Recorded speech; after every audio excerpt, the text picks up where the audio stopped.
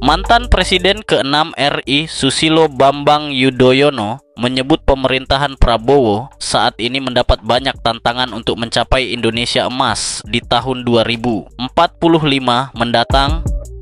Terlebih adanya gerakan yang ingin menggulingkan Presiden Prabowo makin santer disebutkan di kalangan aktivis. Pengamat politik Rocky Gerung menilai kondisi yang penuh ketidakpastian memang sedang dialami oleh rezim Prabowo saat ini dan berdampak pada sulitnya investasi yang masuk ke Indonesia. Karena menurut Rocky, semua teori ekonomi di dunia menunjukkan bahwa investasi membutuhkan kepastian, terlebih banyak legasi Jokowi yang sangat memberatkan Prabowo. Publik mulai melihat tanda-tanda sebetulnya reformasi jilid 2 itu.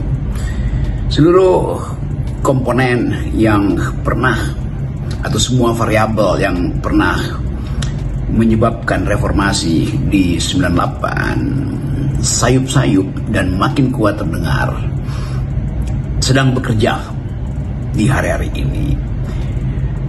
Ini petunjuk pertama bahwa pemerintahan Presiden Prabowo ada di dalam satu suasana yang orang sebut aja ketidakpastian.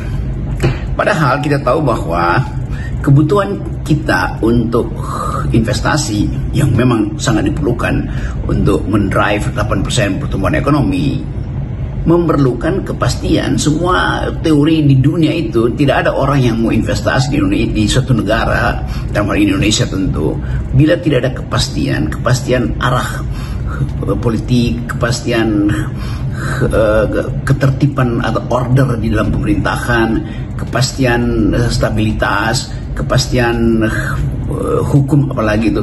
Jadi semua soal itu mulai kita bisa tempatkan dalam satu teori besar bahwa memang dari awal ada beban yang akhirnya meledak atau bukan sekedar meledak tapi menindih, beban yang menindih pemerintahan Presiden Prabowo akibat kebijakan presiden sebelumnya tuh. Hal yang biasa orang katakan, lo semuanya Jokowi, kan sekarang Presiden Prabowo. Oh iya, politik itu, ekonomi itu, rencana itu, semua hal yang pernah dilakukan di masa lalu tentu punya impact di masa kini.